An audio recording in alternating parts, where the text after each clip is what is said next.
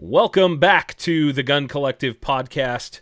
My name is Jon Patton. We have a new crowdfunding platform. You guys should check it out. If you watch the show every week, you listen to the show on a regular basis, and you want to support us directly and maybe even get something beyond just our normal content, head over to subscribestar.com/The Gun Collective and jump in at any of our levels. We have gone through the ringer on crowdfunding, and I would love it if you guys could come back and support us over on subscribestar.com/The Gun Collective. I also want to take a minute to give a shout out to Vertex.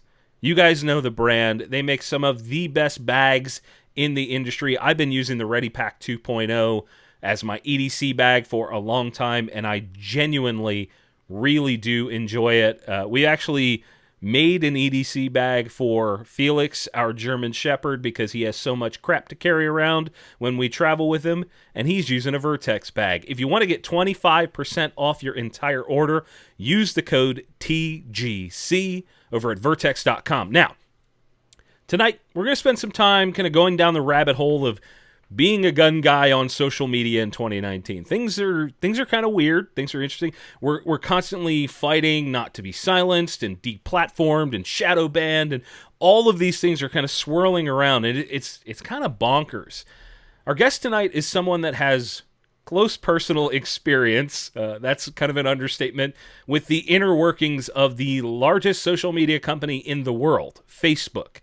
He is the former director of engineering at Facebook, and he now has a new project called Open Source Defense with the slogan, this was my favorite part, 100% gun rights, 0% culture war. We're joined tonight by Chuck Rossi.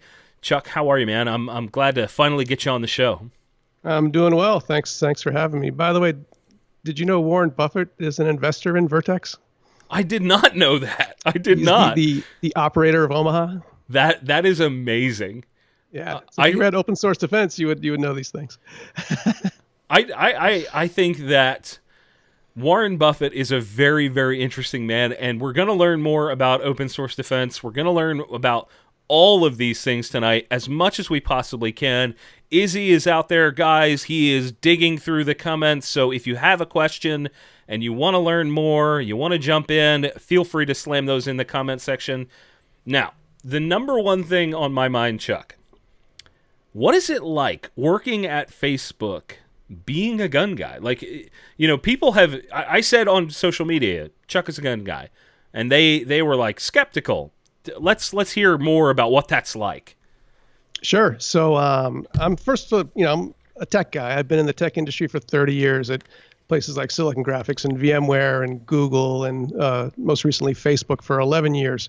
I'm pretty well known in a certain part of the industry is for DevOps and infrastructure building for release engineering and things like that. I've always kind of lived out loud when it comes to my hobbies and my interests. And my number one interest is obviously guns and competition. I'm a USPSA competitor. I shoot a 3-gun. I do some instruction.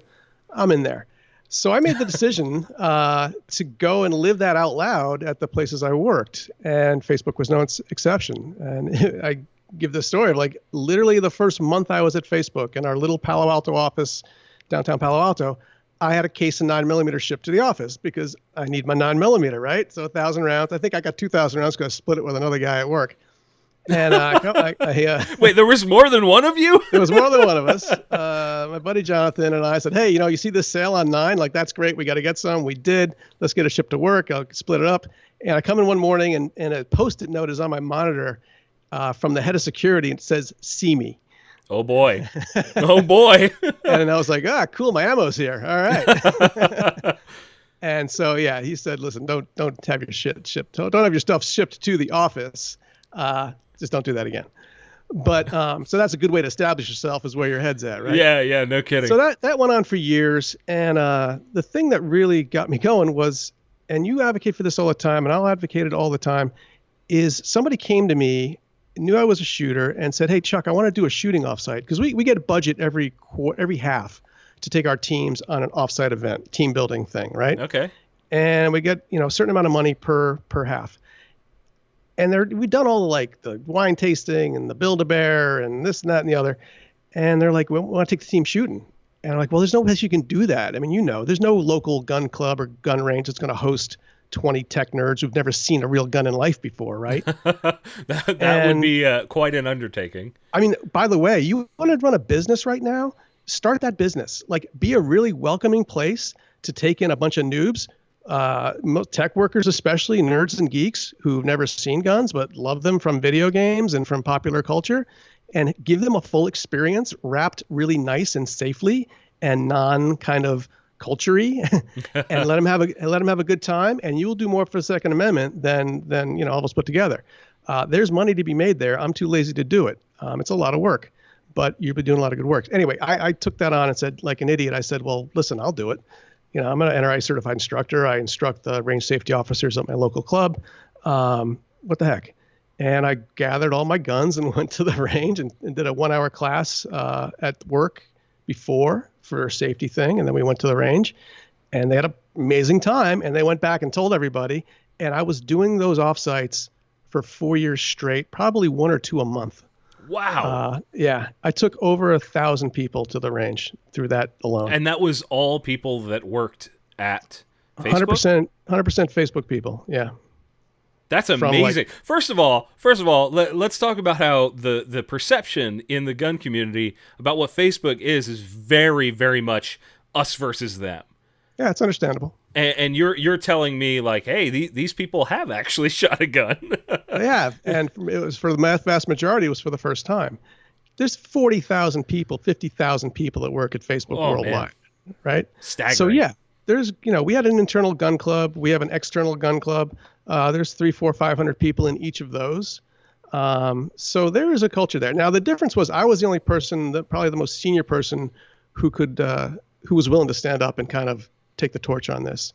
I told John earlier, but don't be distracted if my wife comes home or things. I'm in a small house, so we don't have exact podcast facilities separate from the rest of the house. I didn't build that in, so don't. We know what's going on here. But yeah, I got really ticked off in 2016 when Facebook made their first kind of move, kind of against guns. When, I don't know if anybody remembers back, it was either 2014, I think. Yeah, 2014, where they it was pretty wide open at Facebook at that point. I saw ads for lowers and parts and barrels and all sorts of stuff, and all sorts of pages were selling guns, and it was pretty wide open. And they made their first step, and they overstepped it by saying, okay, no gun related stuff, no gun pages, right? Which shut down a bunch of gun businesses. It was a little too broad. And I kind of spoke up, and we had them step back and say, okay, gun businesses, gun pages can have their stuff up, can sell their wares. They just can't advertise or boost. And that's been the law since about 2014, 2015, right? So for all your listeners who do have gun stores or businesses or manufacturers, they can absolutely have their business page on Facebook and on Instagram. Their Facebook business page can post guns for sale. They can't just boost them, and they can't run ads for them or their company. The end. Okay. But you still have all that organic reach and organic content you can do. I find that very interesting. The thing that comes to my mind is, why not? Why? What is the reasoning behind not being able to feed money into the machine? Sure. So I can give you, I'm obviously sympathetic to Facebook. I mean, I don't agree with this, but let me put it to you from the inside, dealing with this stuff day in and day out. My last 2 years was almost exclusively working on gun stuff. Wow.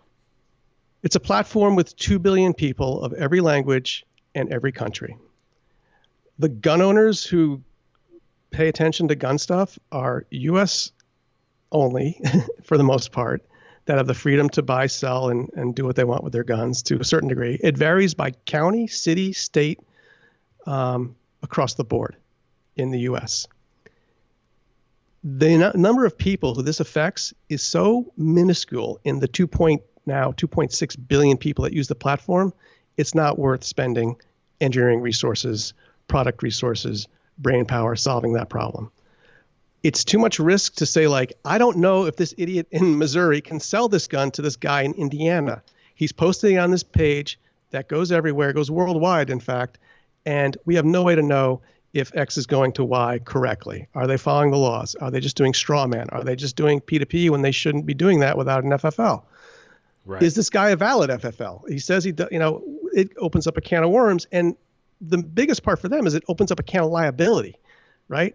And especially today's climate, if God forbid somebody like even, legally gets a gun on Facebook, quote unquote, right?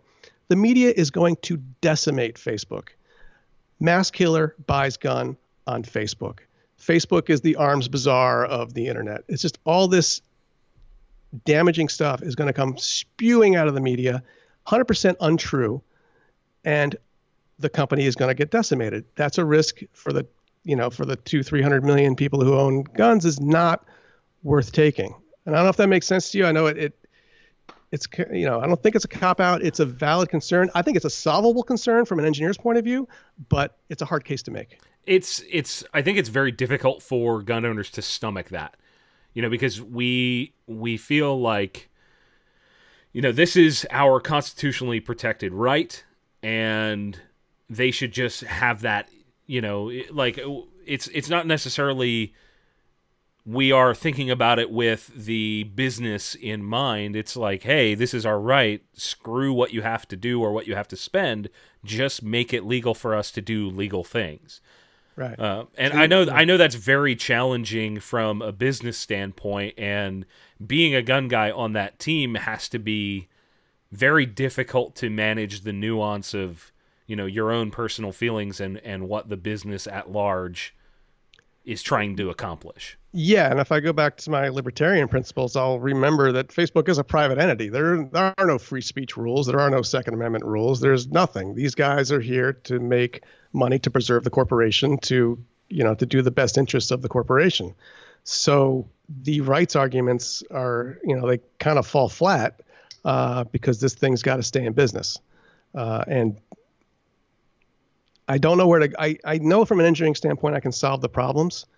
I know how to talk to the ATF FFL database. I know how to validate FFL licenses. I worked a little bit with DOJ and NICS and FBI and talked to some ATF guys when I did my little Obama stint. And I know that's all solvable. I could get a couple of a PM and a couple engineers and come up with a way that you could properly sell firearms on Facebook, but it would just not be worth the effort. The money we'd put in for the little bit of gain. And then you're kind of ignoring the worldwide thing. When I was there, I was receiving, I would look through all the violations of firearm stuff for my job as kind of working in this space. And again, you were saying that's a primarily U.S. problem.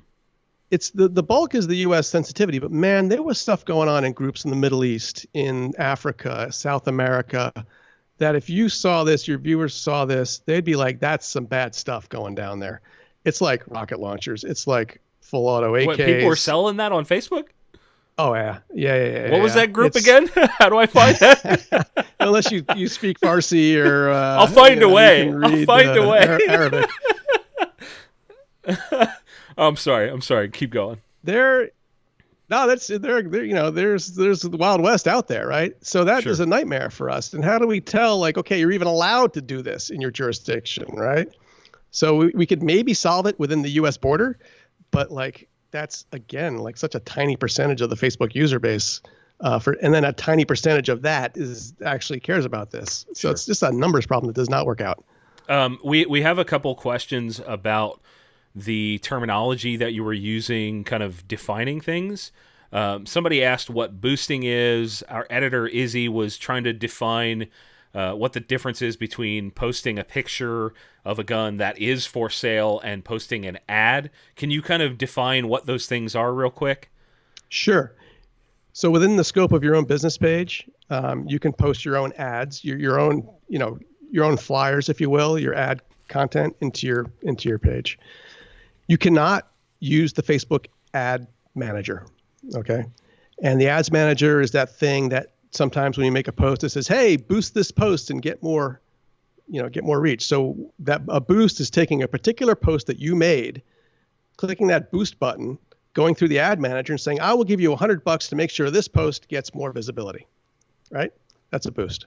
An ad says, I'm going to go into the ad manager. I'm going to create an ad with my own image and my own ad copy, and going to drive traffic to my own site or to my Facebook page where someone's going to take an action, a commercial action. So you don't really need to worry about the nuances there. Those are the two things. The point is, you can't do either of those if you have firearms for sale. And this is also, you can't do this on Mr. Media Guy with your little gun collective thing. You can have your Facebook page, but you can't run ads for your Facebook page because your website has ammo deals and other deals on it, right? So you've kind of tainted your wellspring there because you have safety regulated goods on your page. So for reference, guys, Chuck and I actually spoke in person at the NSSF CMO Summit when I spoke about influencer marketing and he spoke about all of these issues. And we were talking about it, and basically TGC used to have the ability to go out and promote, and that was part of how we grew a substantial audience. I was able to boost posts and get in front of a lot of new people, and then we were cut off from that. Luckily, we've had decent success with trying to understand how to get more organic reach through our content, but that was a tough pill to swallow, that's for sure. And speaking of that, there have been a lot of instances. You talked about like all you were doing for the last 2 years is gun-related issues. I know for a fact, and you've talked about this publicly a few times, that you are the person that has helped a huge number of gun brands, gun personalities, etc., get their Facebook pages reinstated, fixed, etc. Can you talk about that a little bit? Sure. In 2016, that was the next big iteration of the Facebook kind of rule set with firearms and safety regulated goods. And I'm going to read my list because I want people to know this. What Facebook considers to be on the kind of the safety regulated goods, the things they're scared about, are rifles, shotguns, machine guns, handguns, pistols, revolvers, firearms receivers, antique guns, black powder firearms, muzzle loaders, BB guns, airsoft guns, air rifles, paintball markers, firearm replicas, non-functioning firearms, curios and relics, destructive devices, ammunition and ammunition components, and finally, non-culinary knives. All those things are in the bucket of like, you can't openly sell that on Facebook if you're a person, okay? If you're a business, you can't run ads, all right? So that change happened. And as anyone knows, back in 2016, there were Facebook groups filled to the brim of people just having swap meet heaven with gun. Every gun that exists on the planet has a Facebook group dedicated to that gun, right? Every model, every make, and it's wonderful. I am in every gun I get. I'm like, oh, let me go join the SIG MPX group, right? It's like, boom, or one of the three of them, all right? Sure. And there's 20, 30,000 people in that group, and it's good and bad, but I get a lot of good information. When that change happened, Facebook did a really unfair thing. They said, okay, we're going to publish this new policy that if your group has these things in it and you're buying, selling, or trading them, your group is now against policy and it's now going to come down. They posted the policy and took down 6,000 groups. 6,000? Oh my probably more. God. Yeah, on the order of 6,000 or more groups. But that happened like 1-2.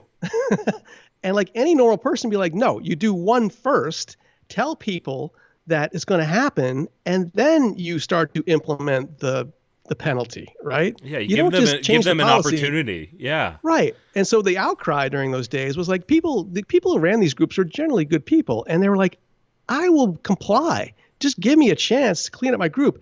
And this is the beauty of Facebook, why I like to work in a Facebook, because yeah, they like the buy, sell, trade, but people were in those groups because they like to be with those other people. They had community. They had their friends, their newfound online buddies they would go and share things with and have a good time in that group. And I think we've all had that experience with certain groups and certain pages and whatever. And that was the part that was killing them. It's like, I want my group back. I want those people back. I was the admin for this 400 person group up to this 400,000 person group, and I've lost it. You guys have really screwed me. And that drove me nuts. And I wrote this big, long screed in our internal, we have an internal version of Facebook. And I posted it. It was a very well thought out and very reasoned approach. Like, hey, this is what we did. This is why it was bad. This is how we can fix it. This is how I will help fix it, right? And that was recognized, and that's what got me kind of my green light from Mark to say, like, okay, let's do a better job here. Chuck knows this space. Let's work on this and be less. And when you say Mark, you mean Zuckerberg, correct? I want to make sure the audience understands that. Correct. Okay. So, that kind of got me into the space. And then I worked to work on the nuances of what we were trying to do. What's the objective? What are we trying to accomplish rather than what are we just going to, let's just not just ban things and, take a ham-handed action is really frustrating. I mean, going into those groups, there's just no what we call SMEs, subject matter expert in this space. I got into the group that was doing this work and I don't think one person knew the difference between a rifle and a shotgun. Right? That's tough, man. That's tough because a lot of the tech space, I mean, you know this from working there, being an expert in tech and simultaneously being an expert in firearms, and I mean a true firearm, understanding all the nuance, those things don't often match up. Sometimes, yes, but not always. That's right. And I think like my proposal for Facebook was to, and this is, let me back up one step here. Sure. We're talking about firearms here. I had these battles and there were other people who had battles across every vertical you can think of. Alcohol, tobacco, firearms, dating, diet pills, political ads, as you see now. We're a small sliver of every conceivable concept that man has created that Facebook has to deal with, right? And we're just one vertical of hundreds. Right. And they're right and left. There's all sorts of issues we had with transgender people, with all sorts of kind of more leftist groups and pages and ideas that ran into trouble with Facebook. So I wanted to say that Facebook is universally crappy to everyone, not just us. That really is sad. That hurts my soul.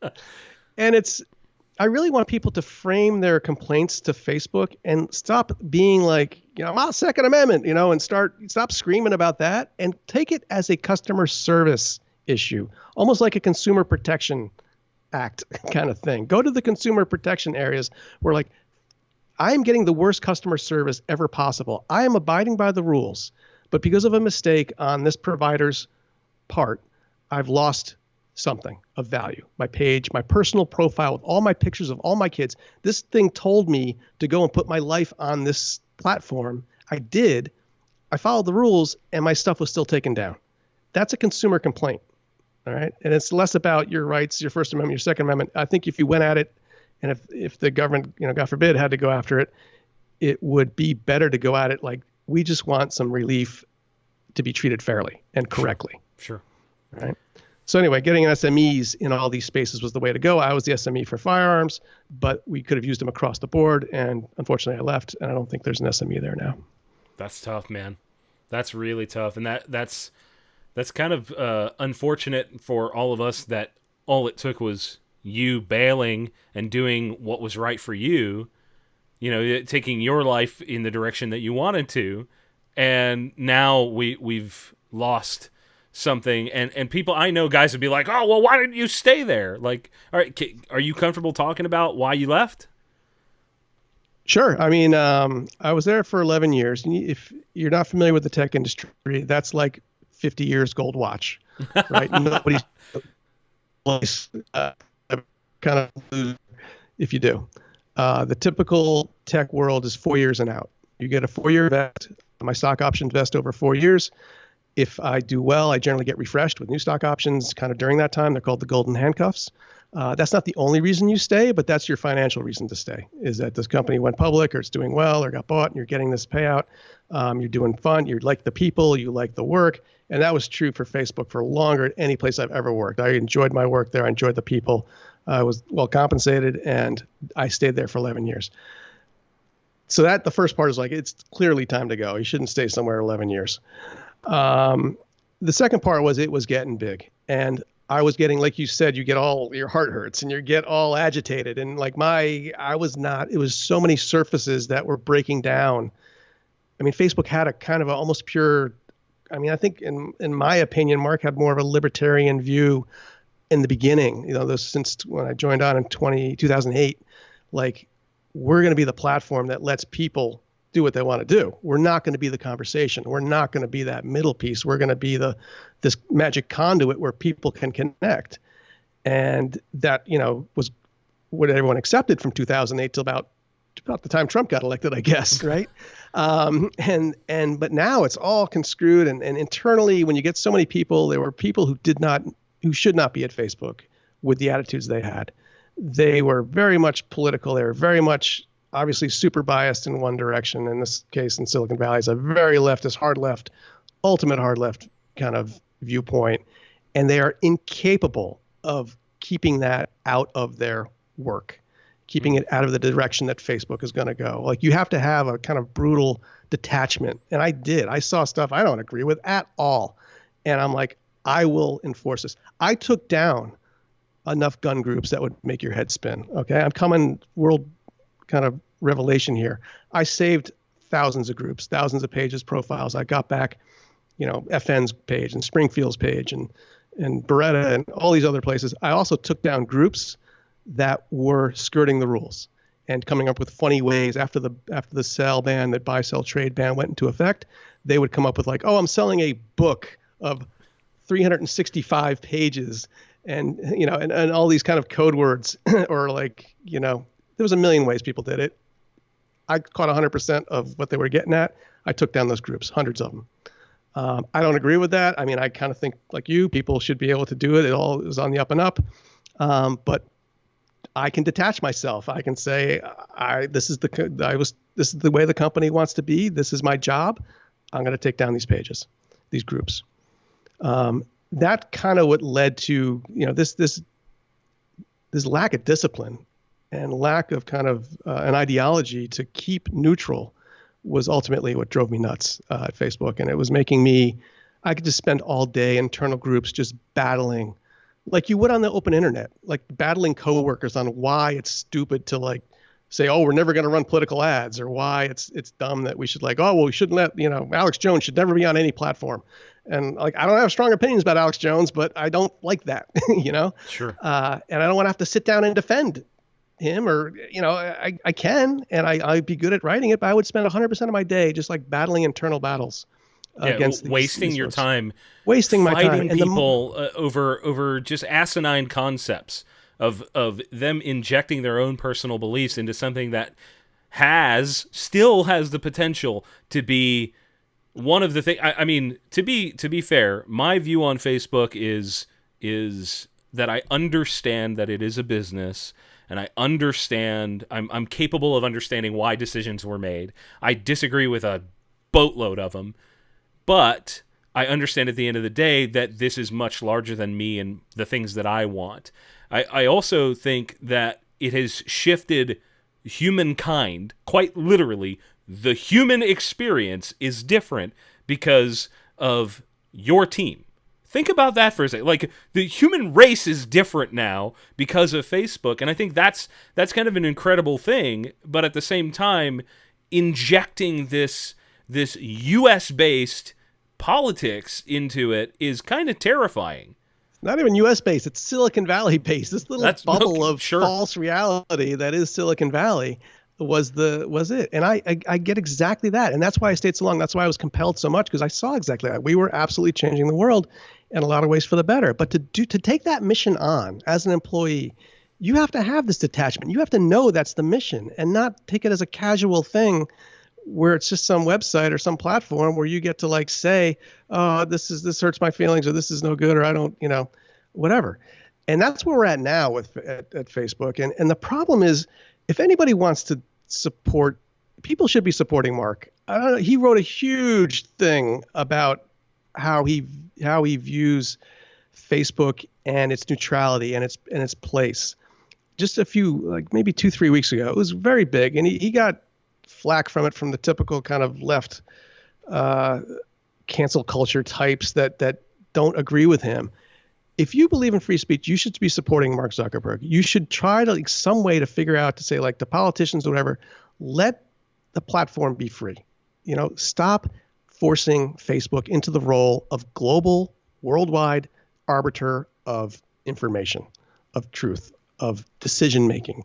Right now, they have to have this star chamber of Facebook just announced a star chamber of a court where they're going to independent court that's going to view Facebook content or things to make decisions on what, it's just like it's very clear you're opening a can of worms that's never going to work. Right.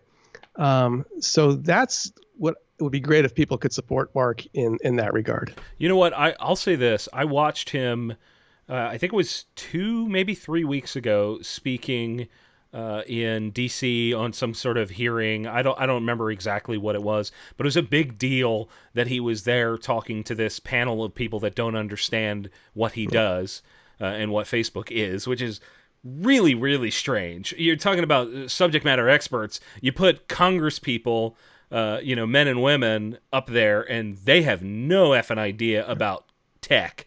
So for him to explain this, I mean, sure, he is his personality. Like, he is Mark Zuckerberg, and he is a very unique type.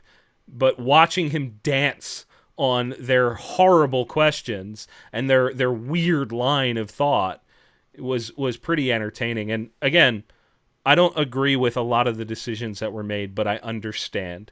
And I hope, part of me hopes that things will, correct course. I don't know if it's even possible. You know far better than I do.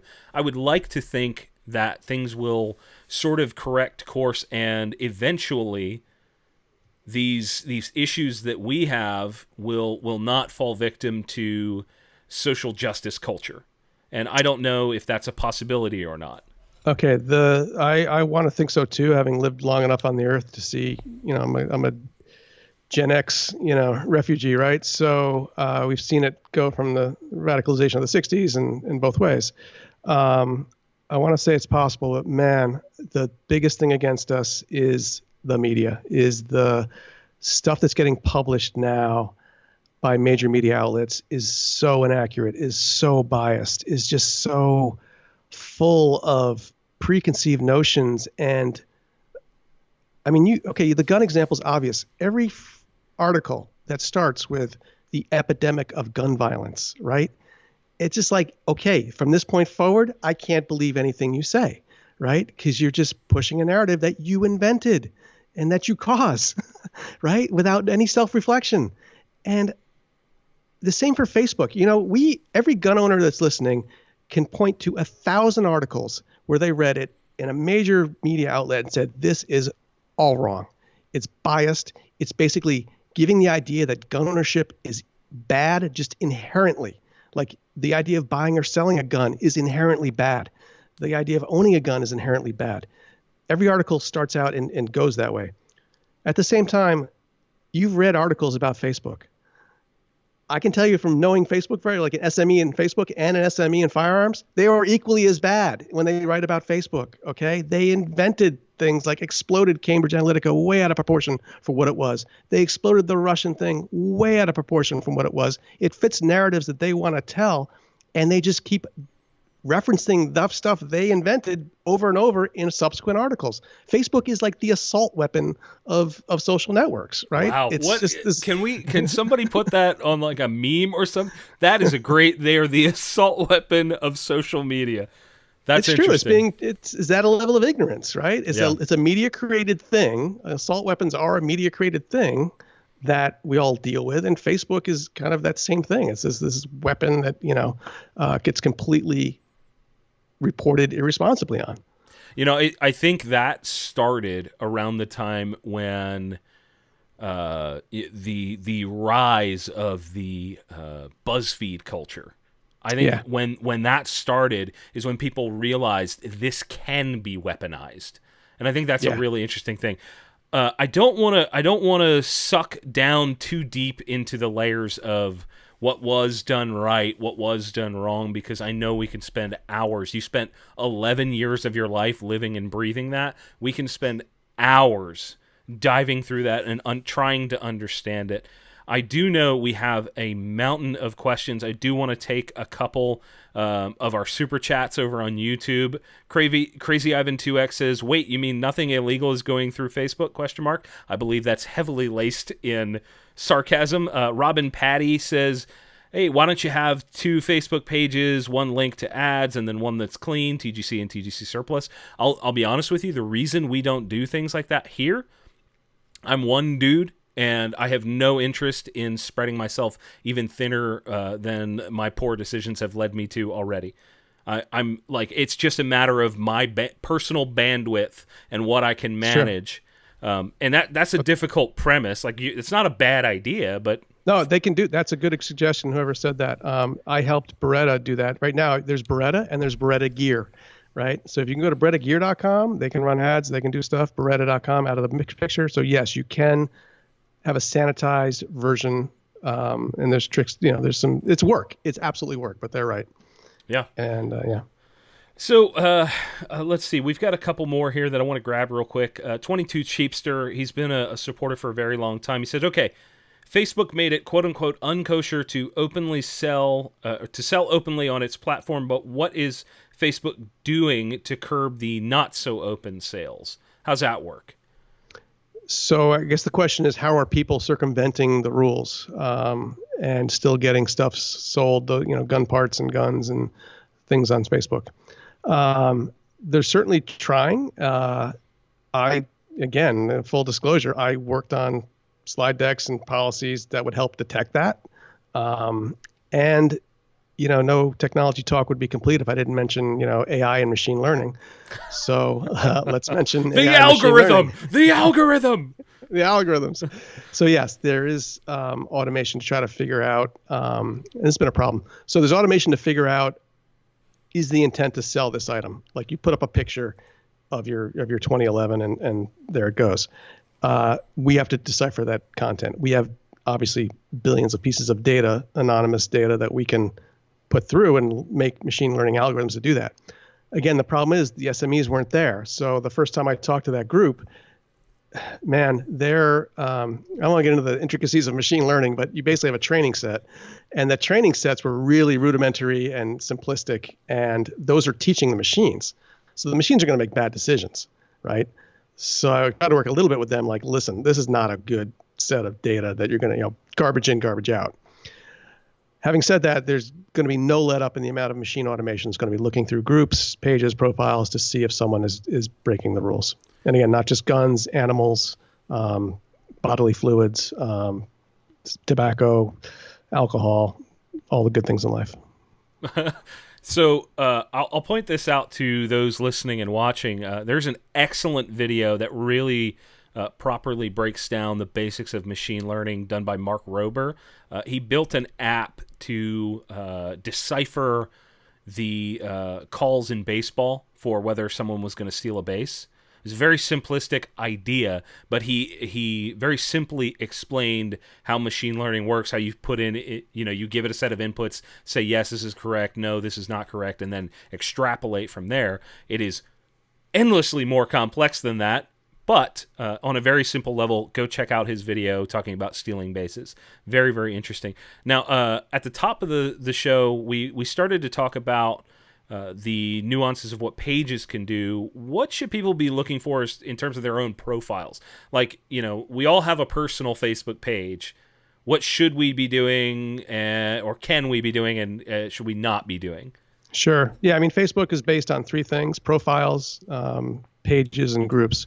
Profiles are individual people. One thing, do not fake that. I mean, don't set up a fake profile. You got to be your authentic self. One of the heaviest hammers you will get is if Facebook figures out that you're a phony profile, or you're, some sort of shenanigans profile. That's eventually going to bite you in the butt. You mean Ben Franklin doesn't have a Facebook? Probably not. We kind of figured that one out. Probably there's some poor guy named Ben Franklin. Yeah, right. No.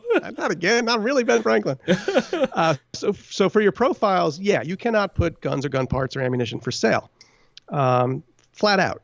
Okay. What you can do is you can share content from other places to your profile. So if your favorite gun store is having a blowout on, so many guns just flooded into my brain. Like, what do I want to buy this week? Like some CZ, sure. SPO1 or whatever.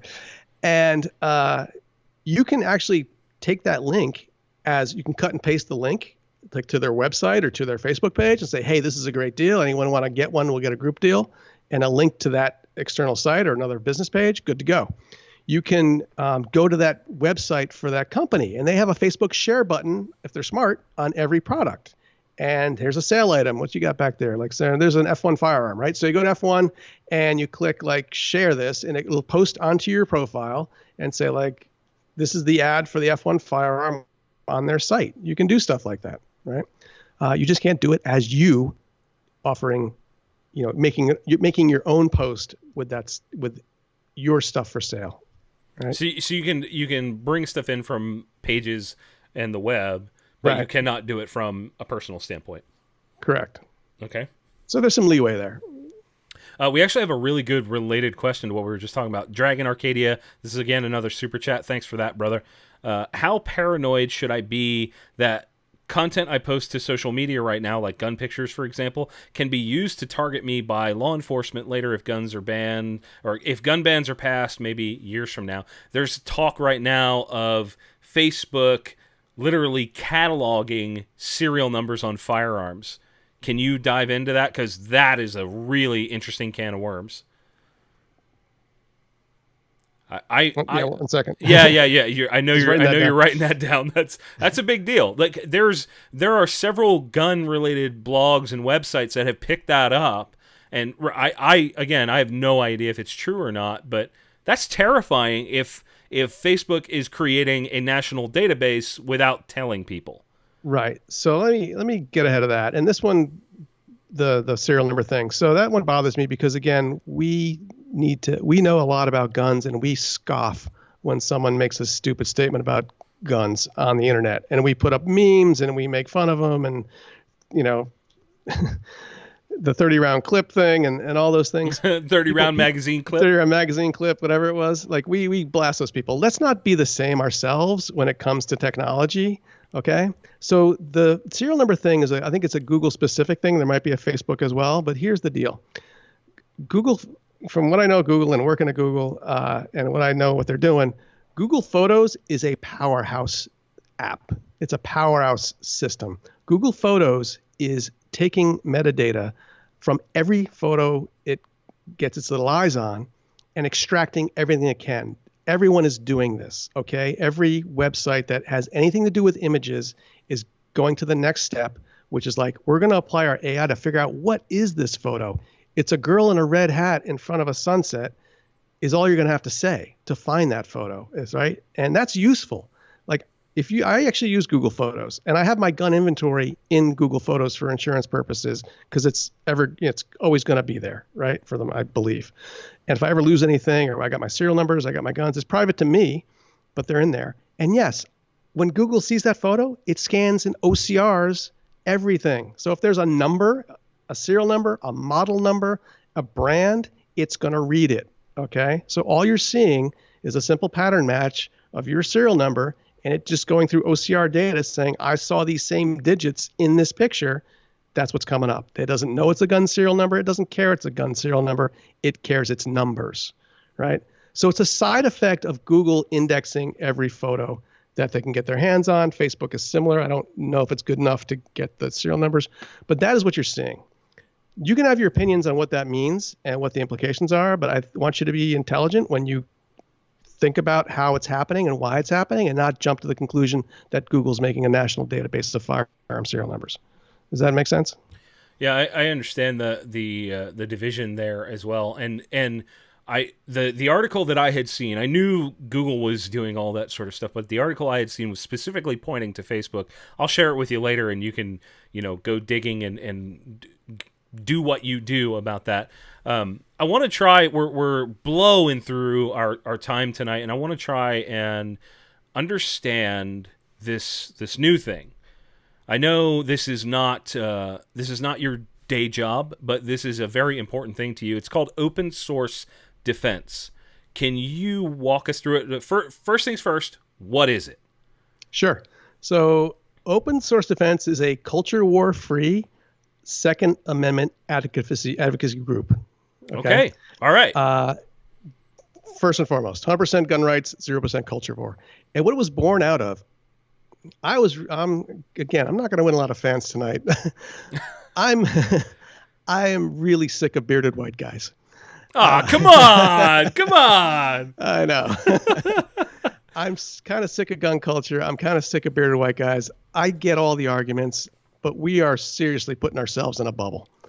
And we are getting decimated on the outside with, like I said, media.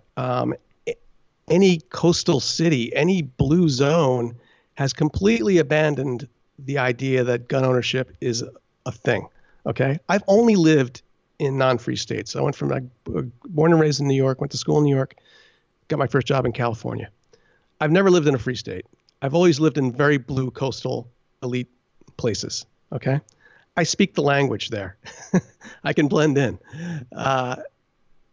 There was no place for me on the Second Amendment front to say like, hey, here's an argument that's not the same BS we've been hashing through since literally the NRA put it out there in 1986 when this stuff started getting hot. When I first got in the debate back in college in 86, we've been saying the same crap. And it's like increasingly more and more only relevant to us. We get it. When I listen to, some gun nut on some podcast, I'm like, you're 100% right. But the way you're presenting it and the way you're biased and the language you're using is not going to win anyone over, right? You're not going to get any new converts. So OSD is a group of people who are mostly from kind of more coastal elite blue areas, but are very passionate, very adamant that we must have our Second Amendment. We are like the blue whisperers, right? We can make arguments. We have new arguments. If nothing else, people should go to opensourcedefense.org, look at our blog. There are arguments in there and data and new ways to approach all the common crap we're always fighting against. Use those new kind of approaches that are much more, I think, reasonable and open. We never use, honestly, in our talks and our meetings, we don't use Democrat. We don't use liberal. We don't use, it's not gaining any, we got to have Democrats and liberals in this party, in this little party we're having here, right? And if we don't, we're screwed. We are clearly screwed. So it's an attempt to, if you're ever in a Facebook argument or an Instagram argument or a Twitter argument, go there. Go to opensourcedefense.org. See if there's something in there by B.J. Campbell, who's amazing with data and great storyteller. Kareem Shaya does amazing work also with data and reasonableness. Look at their stuff. Use that in your arguments. That's what we want to be, a resource for journalists and for internet warriors to help back up and seem reasonable, right? And don't come at you like, just scream like you're always screaming about this, like, my Second Amendment and my rights. The blue side doesn't care, okay? The anti-gun side is what we say. They don't care to hear the history of the Second Amendment. They want their kids safe because they're terrified that they're going to get shot going to school because they've been just programmed over and over that it's 100% going to happen. Your kid's going to get shot at school. Because that's what the media just like pumps at them, like terrifying them. Imagine feeling that way. First of all, like imagine if that was your fear. Holy crap! Let's rewind a second. Thank you for pointing out, and I'm glad that you and I align really well on this idea of look, this stomping your feet and saying "shall not" is not the way forward. You know, I had Tim Knight, former NRA board member, here on the show. He echoed that as well, and now you're doing it again, specifically on open source defense right now. I'm going to read you guys a short little blurb here because I think it's so good. Begging politicians to do the right thing is a waste of time. Culture drives politics, not the other way around. So we focus on culture, making it easier to learn about guns and safe to come out of the safe. If we do that job right, the politicians are going to come around. And see, this is the kind of thinking that we absolutely have to start to at least try to utilize and try to understand. As these hardcore gun enthusiasts, it's very, very easy to just scream, "shall not," because we understand it. We get it. But we're trying to speak to people that, one, don't care, two, don't want to care, and three, have no understanding of the nuances of all of this. Okay, sorry, my diatribe. Keep educating me here. Sure. There's, I have a couple questions I want to try and check off. who is this really for? You said it was for the journalists and the internet warriors. What are you really trying to accomplish here? Are you trying to tip the scales in favor of pro-gun people? Yes, we want to move the conversation about how pro-gun people approach the other side and give them new ways and new ideas of how to combat what's coming at us. I mean, we're a bunch of freaking hillbillies, man. I mean, I look at I have 1,000 Instagram, gun related things. I see all this stuff. I love the memes, but we're hillbillies. Do you understand like the other side? Do you know what Ad Week? I mean, first of all, if you don't know what Ad Week is, why are you're not helping. And Ad Week had a panel of main advertisers and people in those circles on like, how are we going to do in guns? And these are the people running all the ad agencies and all the ad campaigns and all the powerhouse media in the world. And they're there like basically having these high level meetings with names of people that are like epic in this talk. That freaking New York Times thing where like all these CEOs of these companies, dozens and dozens of them signed up and said, yeah, we got to get rid of guns, right? What do we have? We got nothing. We need somebody, really we need people of note. We need like high impact, high important people to take a stand. I know they're out there and everyone's in the closet and doesn't want to risk their neck or their career or whatever to go do this, but we need a higher caliber of person to get up there and help lead us and help the culture accept that gun owners are good, owning a gun is good, and gun owners don't do bad things, right? So we are doing our little part to help be that kind of catalyst, right? To be the source of information. We are eminently approachable. I have this detachment. You can come up to me. I've taught 1,000 people. To this day, I still take people to the range, like Silicon Valley luminaries and important quote unquote people who want to take their family. They're hard blue, but they know like they're all coming around, by the way. They're like, this Trump thing, is actually good for them because that freaks them out enough where they're like, you know what, I'm LGBT. I worried about I'm going to get stomped and this whole thing's going to happen. So I want to learn how to defend myself, right? I've worked with tons of groups in that area. So they're coming around, but they're not, the general place they're going to go is not going to be as accessible as something with like an OSD, open source defense type approach where you're going to detach. Like, well, I don't really understand assault weapons. I don't think we should really have guns. Like, that's cool. We're going to go to the range anyway. I'm going to show you some stuff safely. I'm going to, it's going to be a fun time. Very, we're not going to do any indoctrination here. We're going to get you on paper, understanding what's happening. They're all intelligent people. Even mechanically, they understand, like, they're interested what's happening here. You don't I'm sorry. I think you made a really interesting distinction there. We're not going to do any indoctrination, which I think is what a lot of people think happens when you take somebody to the range for the first time, and you're talking about focusing strictly on the experience of shooting a gun, which is smart. That's smart, man. Yeah, it's answering their questions and letting them have the experience.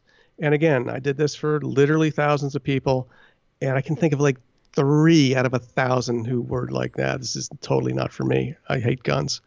That was 3, literally. Everyone else, a lot of them turned into gun owners. They're still hardcore blue.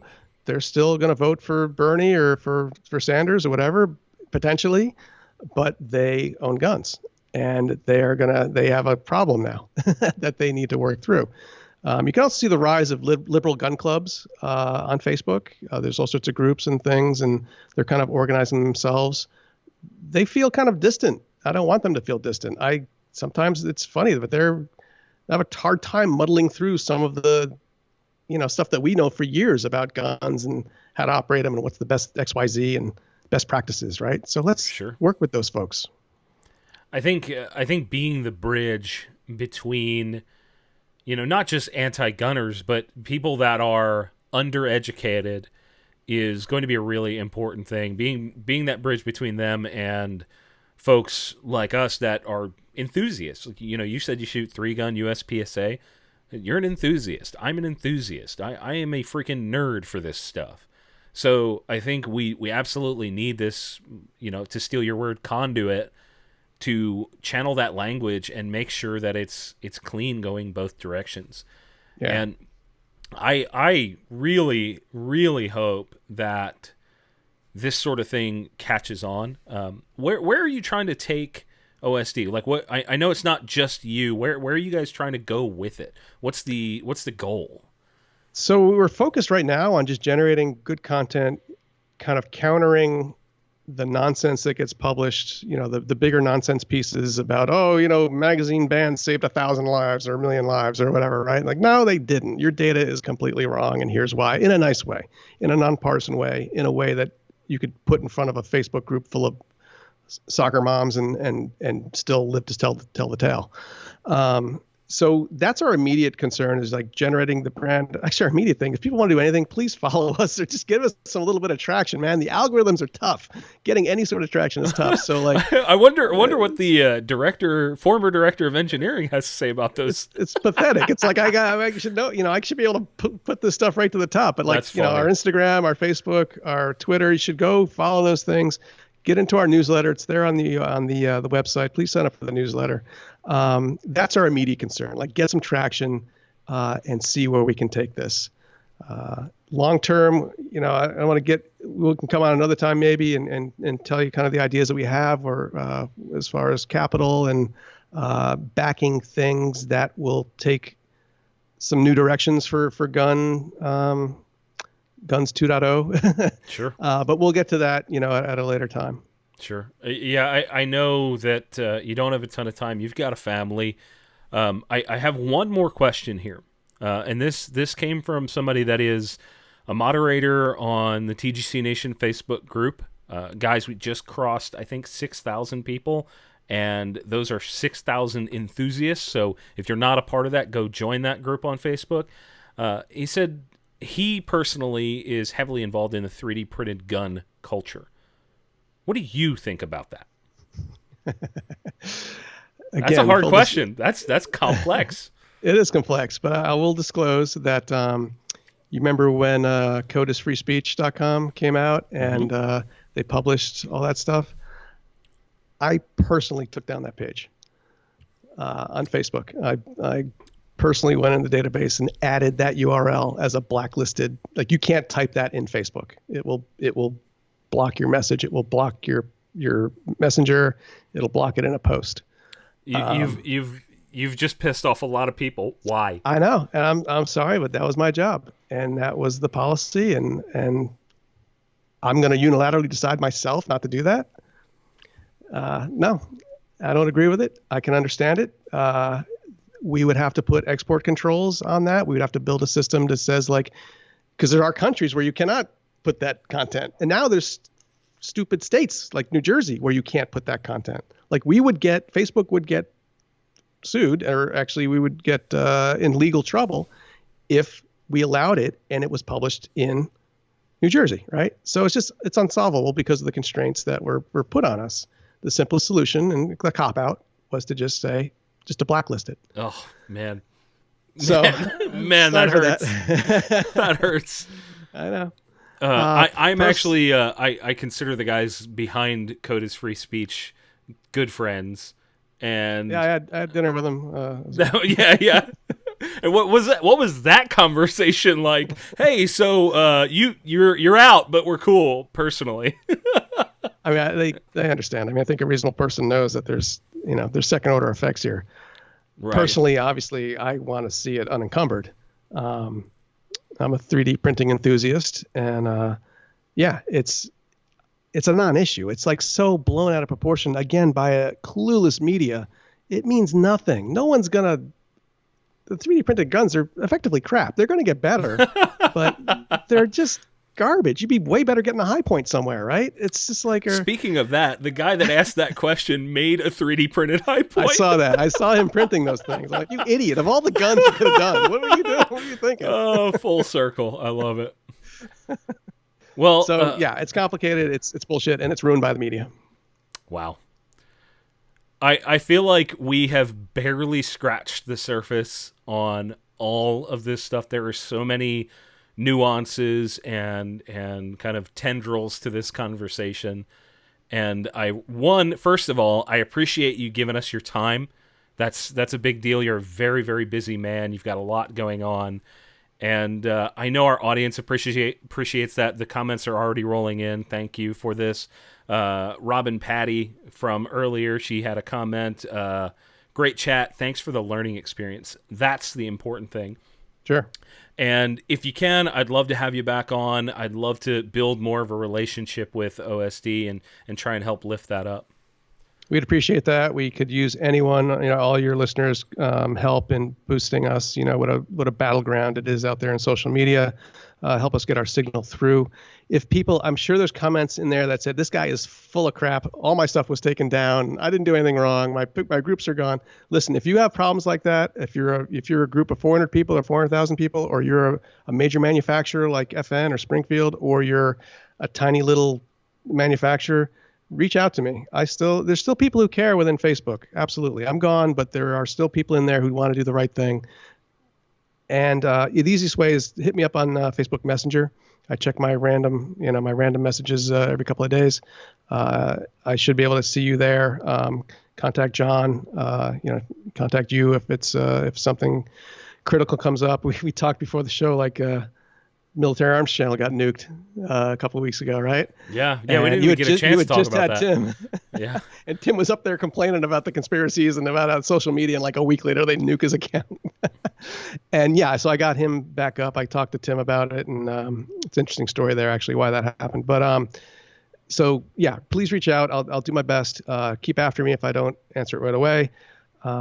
Please sign up for OSD stuff. And listen, folks, stay in the fight. Like, live. Don't hide that you're a gun owner. Don't hide your guns. Don't, try to be reasonable and try to get that gun culture out there again as a positive force.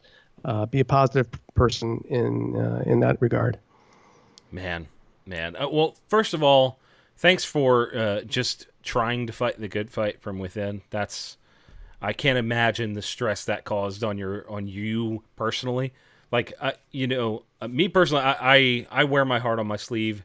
I am very, very passionate about all of this, so I can only start to imagine what it's like to have to separate your personal feelings from your work. That is difficult. Well, Chuck, yeah. Thanks again for coming on. Is there anything else you want to add? People should go to opensourcedefense.org. Anything else? That's what I'm all about. So check me on LinkedIn if there are the things I'm up to. But John, thank you for what you do as well. I mean, you're a pretty reasonable voice. You're someone I can share more readily than others. That's awesome. Thank you. So I appreciate it. It's not easy for you either. I'm sure you're getting it from all sides. So thank you for staying in the fight. Sure. All right, guys, that's it for tonight. Be sure to check out our Subscribestar page, subscribestar.com/The Gun Collective if you want to support us directly. Also use TGC over at Vertex.com for 25% off your entire order.